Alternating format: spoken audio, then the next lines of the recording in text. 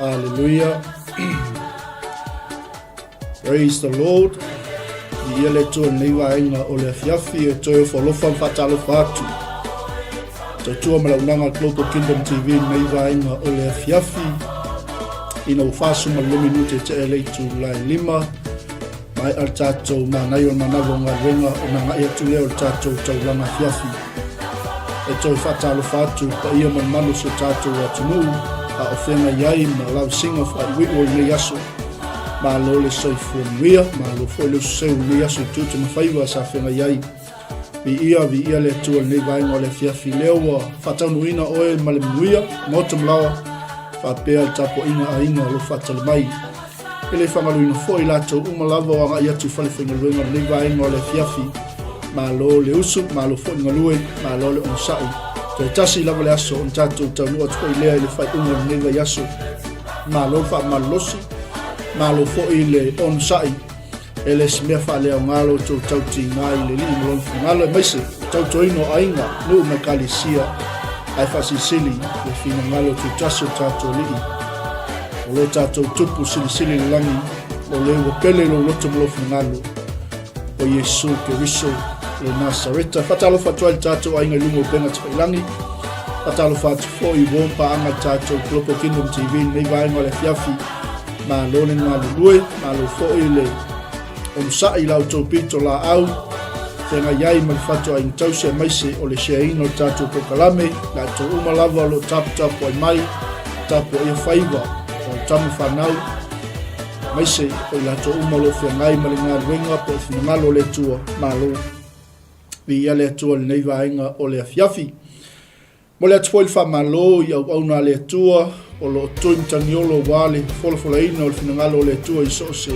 waiponoa nei laulangi e le ngata i lungo benga tapailangi tono o tovine, tono o falsa, tono o nuu mafio anga e maise o so se mga ala, o so se ala ia o lo tau whalitu i ai o no le whinangalo o le tua malo le msai whau mga wenga o lo o whaatali mailo o tau tau i le langi o montapena ina o tātou tamā mo tātou e le se mea whaale au ngālo tātou tauti ngai le li malalona whinangalo. Whāsuma le whaminute te eletu lai lima a talo whatua i tātou a inga leo mafuta mai lungo penga te whailangi nei vaenga o le fiafi le tofine ia i makulata whaktai mafuta mai a talo whatua i le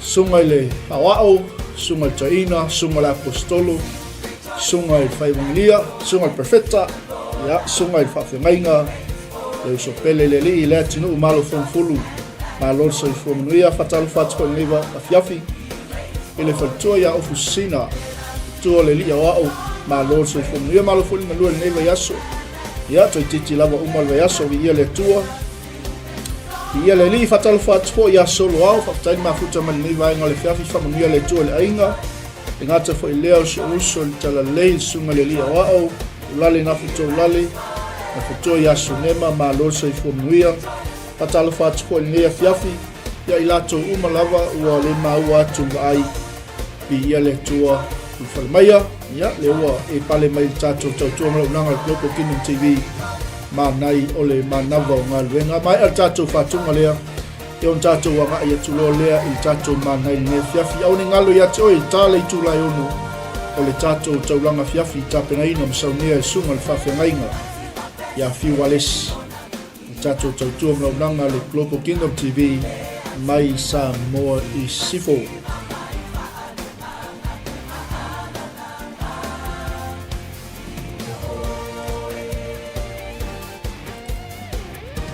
ia e pati ma pese ave lau whaftai, ave lau vi inga i le tua o le na tai mai tātou savlinga le newa yaso o le na whaafoi mai tātou wholaunga le newa yaso le awa taunu manuia mai toyo seanga tasi lua tolu aso tātou taunu atu lea i le whai unga le newa yaso malo awana i whai titia le vi inga o le tua i o tātou mutu ia fo ia tupea ia te ia le inga a talo whaatu fo i le uso ia el tiana ta mosa ma lo se fu mia patalo fa tso ya to le uso au na vi le tua pai masiasi mai na tolo e pisi ia i o faiva olo e tautua mau au nai a wale tausingo ainga ia pai masiasi mai a lofa tele atu mo o le uso.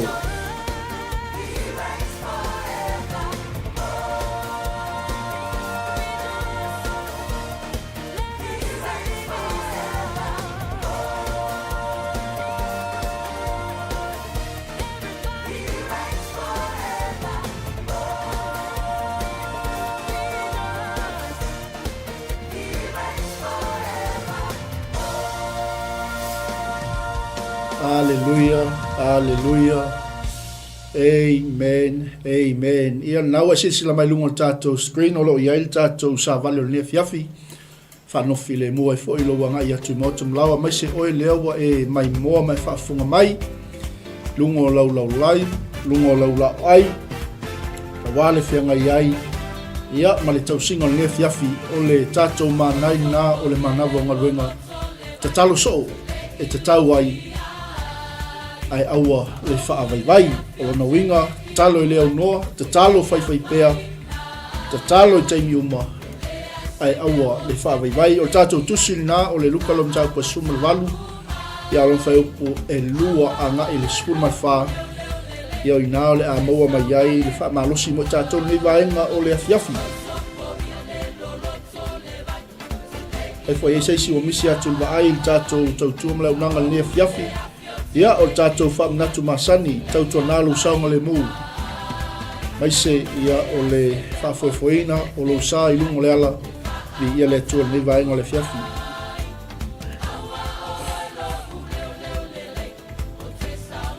O le tātou manai i le fiafi o naua e silsila mai lungo tātou screen mai se o le tātou tusi. O lo ta oto i nā le nanati atu le whawhine. Le whawhine woti lantani. I le whaamasino a mio le tonu. O le whata oto n tapena ina Iesu tātou li mo tātou whaola. Ina ia tatalo so o e tatau ai ai aua le faavaivai. O le whata oto la lea na whitalai atu ai Iesu ia te ilatou. Lea la ua tātou iai le fiafi. Ia ua se manai mo tātou. Aune ngalo ia te oi. O loo anga lelei mai pea le tua. O loo a ngai mai pea le atua ia te oi malu ainga. Lea le tūlanga o loo iai oi malu ainga. O loo a ngai mai pea le atua. O le whamalosi mo i tātou nei vaenga o le afiafi. Tatalo so o e tatau ai ai aua le faavaivai. Mai lai o tala al tus pa ia. Sai le tasi ai le whaamsino. Mai o le whaamsino o le matau i le atua. E le ava fo i tangata. Sai lea ai fo i le tasi fine woti lantani. Walu atu i whaamsino. Ma ua whape atu i whaamsino. Ua le matau i le atua. Ma ua le ava i tangata. Se e alu atu ia. Ma e whaamsino atu i le ua iai au mea. E fōlinga mani le fiafi. O le whawhine woti lantani e leua ngai atu i le whaamsino. Uko al tuspa ia. O le whawhine o leua wana nati atu i le whaamsino. A le me malia i le whaasoa mo i tātou le fiafi nei. Le upo tuspa ia o le whaamsino ua le matau i le atua. Ua le ava i tangata. O le nanati atu la le whawhine e fōlinga mai. E iai le tangata ua alu ma mea le whawhine. Po ua nofo ai tā lafu le whawhine. Po ua iai fo i se mea tā ua le whawhine ua alu ma le tangata lea. A whemela i o tala le tuspa ia. O nai aso e le i mawhai ai o ia. A e muli ani. Ua whaape eifo o ia i lona loto. E ui lava ina o le matau i le atua. Ma u le ava i tangata. Ai ona. O le upula na le fia a watu ai se. Manai mo tātou nea fiafi. Tatalo so o e tatau ai. Ai awal faavaivai. Whamela i o tala le tangata lea. Le whaamasino a mio le tonu. Le whaamasino o le matau i le atua. E le ava fo i tangata. Whamela o lantala. E ui lava. Ina o le matau i le atua. Ma u le ava i tangata. Ai peita. ona o le fa'asoesā mai ia te a'u o le fafine nei ua oti lanatani. A tatou vaavai fa'aleagaga sa mo le atunuu pele. O le fafine e le'i fo'i. O le fafine e le'i faavaivai. O le fafine e le'i solomuli i lana tatalo. O le fafine e le'i faiaʻiga i lana finau. O le fafine e le'i popole po le ale tulaga le fa'amasino, po se fa'amasino e le mata'u i le atua, po se fa'amasino e le ava i tagata. Ae tasi le mea ua iloa le fafine o lo'o soifua Iova. O lē na te fa'afofogaina, ana talotaloga, o ana tatalo, o ana fa'atoga. Mai lea o tala a tagata lea. E ui lava inou le mata'u i le atua. Ma u le ava i tagata. Ae peita'i ona o le fa'asoesā mai a te a'u o lenei fafine. Ua oti lanatani ai se fafine savai.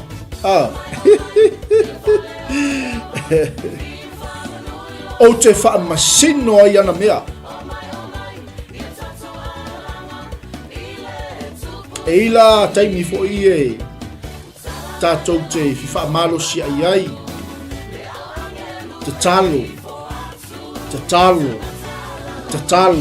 Ka ese le toinga tatalo le tatalo le fafine. E mai le tala le fa'amasino. Le tangata e le ava i le tua, ma le tangata e le mata'u i le tua. E ui lava ina o le mata'u i le tua, ma u le ava i tangata. Ai ona o le fa'asoesā mai o le fafine ia te a'u. O te fa'amasino ai ana mea. Ina ne'i fa'ati ngā mai ia te a'u i lona sauso'o. Mi ia le tua. Po e mai tatou manai nei vaenga le fiafi. Tāle i tūlai onu. Anga i atu tatou taulanga fiafi. O lo o iai se sa vali wata pena e le atua mo oe i tatou taulanga fiafi. Whemela i o tatou manai. Tatalo so oe tatau ai. Ai aua al faavaivai. Whemela o tala tangata lea. E ui lava ina ule mata'u i le atua ma ule ava i tangata. Ai peitai ona o le fa'asoesā mai o le fafine lei. Woti lantani. O te fa'amasino i ana mea. Ina ne'i fa'ati ngā mai a te a'u lona sauso'o mele aua te fa'avaivai. Aua e te fiu ngofie. Aua e te solomuli ngofie. Aua e te fa'alongolongo ti ngā. Amene. Bi ia le tua. Tatalo so'o e tatau ai lona winga e le o le tatalo foi lele se ia e seilonga e te tulivae pe mo ini o fufonga o na fatoa e tatalo lea. Tatalo i teimi uma. Whapena uma le tatalo o tina lea. Mai ale a fionga le tua. Ai ona o le fa'asoesā mai o le fafine i atea. O te fa'amasino i ana mea. Ina nei fa'ati ngā mai o ia i atea o i lona sauso.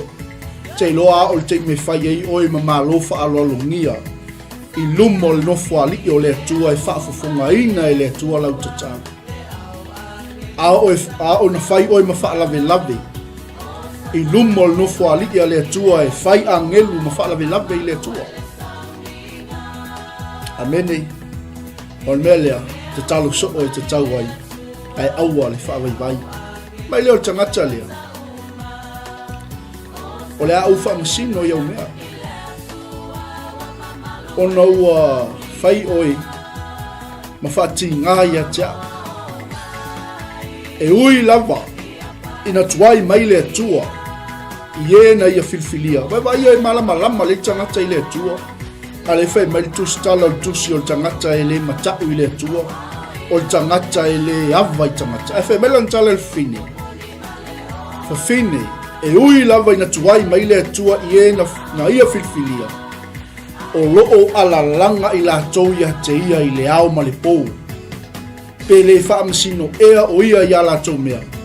O te whai atu ia te oi.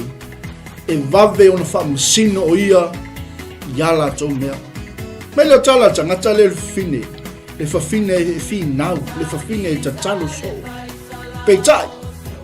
A sau le tali o tangata. E ilonga ea e maua e ia le whaatua tua le larolangi. A beni, ni ia le tua. A o te me whai oe ma lo whaalolongia i nofo aliki o le tua. Tali le tua i lau tatalo. A le whai meli tangata ele matau i le atua i le ava i tangata e whemelan tala e whine ui lava ina tua i mai le atua i ena i a whiwhilia. O loo alalanga i la tau ia te ia i le ao ma le pou. Pe le whaamsino ea o ia i la tau i a la tau mea. Amen. O tatou manai na liwa enga o le fiafi. Tatalo e le au noa. Tatalo pea, whamalosi pea.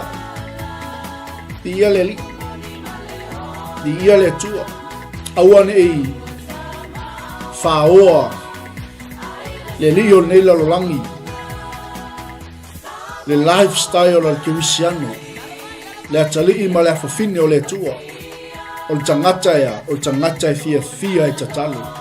O le tangata e le faavaivai i tatalo. O le tangata e faamalosi i tatalo. Aisea, le anga o le auwala lea. O le fesota inga le tangata. Malona atua. O le tatalo e nate aveina oi i le mamalu o le atua. O le tatalo e nate e te langona ai le tatau le fatu o le atua. Amen. Mai lai o le tangata le alfafini. Pafini. E ui na ule ava i le atua. Ma ule matau i tangata. Ai ona o lo faaso e sa mai. Ina ia e faati ngā mai a te au i lo sausou. Mai leo o upo o le whaamsino. Le whaamasino a mi o le tonu. E ui lava ina tuai mai le atua i e na ia whiwhilia. Ai o loo alalanga i la tau ia te ia i le au ma le pō. Tatalo soo e tatau ai rono winga. E le se ilonga e te fia tatalo foto e tatalo. Tatalo e le au noa. O tatalo faavaivai pea. E le se ilonga e te tuli vai pe mo ini o fufonga. Ona e whatoa i tatalo lea. O le tangata e na te tui le langi. O le tangata e na te whaatonga mo le aupa ia. O le tangata e na te tui luma o le tua mo lona ainga. O le tangata e na te tui luma o le tua mo lana whanau. O le tangata e na te tuli vai le tua mo le kalesia. Tatalo soo e tatau ai. Ai aua le faavaivai. Tā le tūlai onu. Tātou taulanga fiafi. Tā pena ina le tamai a fiu. Whamanuia tele le tua ia te oi Samoa.